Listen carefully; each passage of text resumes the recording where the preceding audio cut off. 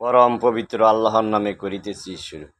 আল্লাহ আল্লাহ পাক সকল পয়গম্বরদেরকে বলেছেন, হ্যাঁ নবী, আপনি জ্ঞানীদের কাছে, চিন্তাশীল কওমের কাছে, বুদ্ধিমান লোকের কাছে আপনি আমার একত্ব বরত্বের কথা এবং পবিত্রতার কথা বলেন।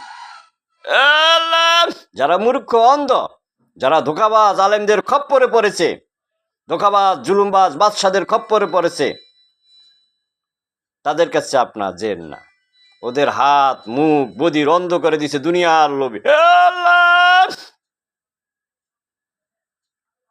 ওরাই ওদের ধ্বংসের দিকে নিয়ে যাচ্ছে। আল্লাহ পাক বলেন, নিশ্চয়ই মানুষ অনিষ্টতার ভিতরে আছে, কিন্তু যারা আমাদের নবী রাসূল আউলিয়া কিরামদের আনুগত্য করে এবং জীবিত পবিত্র মানবগণকে নেতা মানে, ইমাম মানে, তাদেরই একমাত্র আমি সফলতার ভিতরে রেখে দিয়েছি। দুনিয়া ভর্তি অন্ধকার, অর্থাৎ মূর্খ লোক। মূর্খ তারাই যারা আল্লাহ পাকের পবিত্র মানব অর্থাৎ সৎকর্ম হতে বিচ্যুত হয়ে দুর্নীতি এবং ধোঁকাবাজ এবং জুলুম এবং মিথ্যা কবর উপাসনা, মৃত ব্যক্তিকে নেতৃত্ব মানার দিকে ধাবিত হচ্ছে, মৃত পয়গম্বরদের নেতৃত্ব মানছে, জীবিত পয়গম্বরদের আউলিয়াদের আনুগত্য মানে না। ওই সকল আলেমরা অন্ধকারে আছে। ওই সকল অন্ধকার জাতি, দেশ, মানব এক পাল্লায় রাখলে, আর আমার একজন পবিত্র মানব এক পাল্লায় রাখলে, সেই পবিত্র মানবের পাল্লাই ভারী হবে। আল্লাহ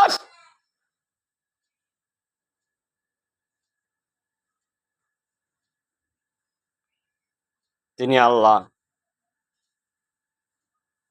তিনি সত্য উদ্ভাসনকারী। আল্লাহ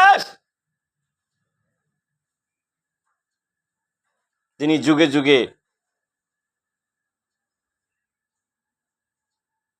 সত্যের উপর দিয়েই এই পৃথিবীকে পবিত্র করে রেখেছেন। এই জন্য পৃথিবীর সকল জুলুমবাজ সৃষ্টির আদি থেকে অদ্য পর্যন্ত মৃত্যুর পূর্বেই নবী রাসূল আউলিয়া কিরামের আকীদায় বিশ্বাস করে গেছেন। এমনকি ফেরাউন পর্যন্ত মুসা আলাইহিস সালামের আনুগত্য স্বীকার করে গেছেন। তখন তার সময় ছিল না। তাহলে তিনি প্রমাণ করেছেন দুনিয়ার জমিনে কোনো মৃত ব্যক্তির মাধ্যমে কোনো রহমত বরকত কল্যাণ আসে না। মুহাম্মদ সাল্লাল্লাহু আলাইহি ওয়াসাল্লাম থেকে শুরু করে আদম আলাইহিস সালাম পর্যন্ত কোনো নবী রাসূল আউলিয়া কিরামের মাধ্যমে কোনো রহমত বরকত জমিনে কল্যাণ আর আসবে না। এই জন্য মুহাম্মদ সাল্লাল্লাহু আলাইহি ওয়াসাল্লাম নিজেই বলেছেন, তোমরা রহমত বরকত কল্যাণ তালাশ করো আউলিয়া কিরামদের মাধ্যমে, পরবর্তীতে যিনি নবী হয়ে আসবেন সেই ইমাম মেহেদী এবং ঈসা রুহুল্লাহ নামদারি, তার মাধ্যমে কল্যাণ তালাশ করো।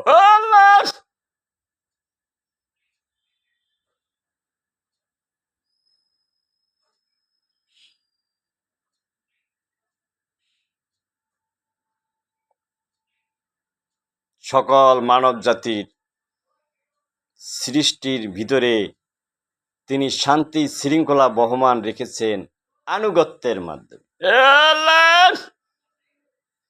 সে আনুগত্য তিনি সৃষ্টি করেছেন তার পবিত্র নূর, আলো, হকের ধারা, জ্ঞান, পবিত্র মানবের মাধ্যমে।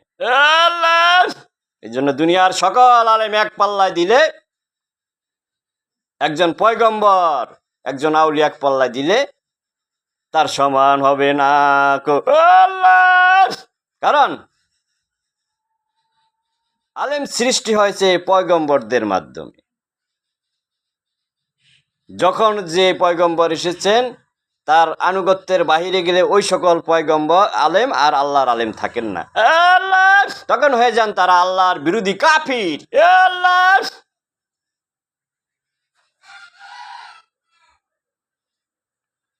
নবী রাসূল আউলিয়া কেরামদের আল্লাহ পাক পবিত্র জ্ঞান দানেন এবং দিয়ে রেখেছেন, কিন্তু আল্লাহ পাক বলেন যেইভাবে ইবলিসকে আমি আদমকে দ্বারা পরাজিত করেছি, এইরকম আমি প্রত্যেক পয়গম্বরকে দ্বারা এই দুনিয়ার জমিনে উদ্ধত্ত আচরণকারী নবীদেরকে যারা মানবে না, যারা সরাসরি আমাকে মানতে চায়, তাদেরকে আমি এইভাবে পরাজিত করে দিয়েছি।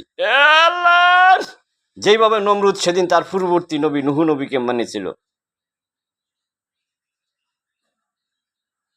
যেইভাবে ফেরাউনও তার পূর্ববর্তী নবীকে মানত, কিন্তু মুসাকে মানত না, জীবিত লোকটাকে মানবে না। আজকে কিছু আলেম কামালুহুল্লাহর বিরোধিতাকারী মৃত ব্যক্তিদের নেতৃত্ব গ্রহণ করবে।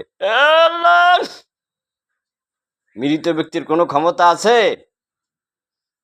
তাকে দুনিয়ার জমিনে কোনো ব্যক্তিকে অজ্ঞান করার পরে তার হাত পকেটে নিল, তার কোনো বোধ শক্তি কিছুই কাজে লাগে না। আর যার রুহু চলে যায় তার কি কাজে লাগে? এই জন্য জুলকারনাইন বাদশাহ, দুনিয়ার বাদশাহ, আল্লাহ পাক তাকে বানিয়েছেন। তিনি বলেছেন আমার মৃত্যুর পর আমার দুহাত খালি করে দেখাও, আমার আর কোনো ক্ষমতা এখন আর জমিনে নাই, এখন আমি মাটি হয়ে গেছি। কিন্তু তার আত্মা আল্লাহ পাক পবিত্র আত্মা আসমানে নিয়ে গেছেন এবং সম্মানিত কিয়ামত পর্যন্ত, এবং কিয়ামতের দিনও আল্লাহ পাক নবী রাসূল আউলিয়া কেরামদের সম্মানিত স্থান দান করেছেন। নবীদের জন্য সৎ কর্মশীল বান্দা আউলিয়া আল্লাহ আউলিয়াদের জন্য কোনো নবীর কোনো সুপারিশ লাগবে না।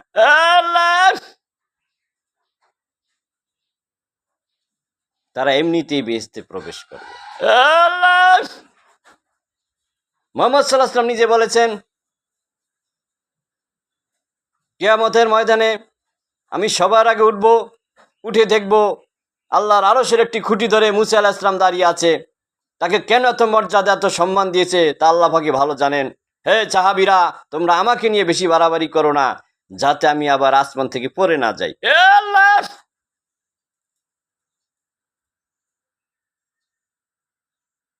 চাটুকারিতা একটা সীমা থাকা উচিত। অনেক লোকের চাটুকারিতার কারণে পৃথিবীতে অনেক বাদশাহ ধ্বংস হয়ে গেছে, যেমন হামানের কারণে ফিরাউন ধ্বংস হয়ে গেছে।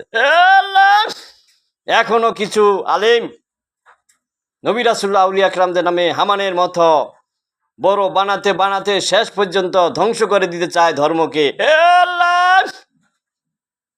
তাদেরকে আল্লাহ পাক হুঁশিয়ারি উচ্চারণ করে দিয়েছেন, এদের কঠোর আযাবের সুসংবাদ দান করো।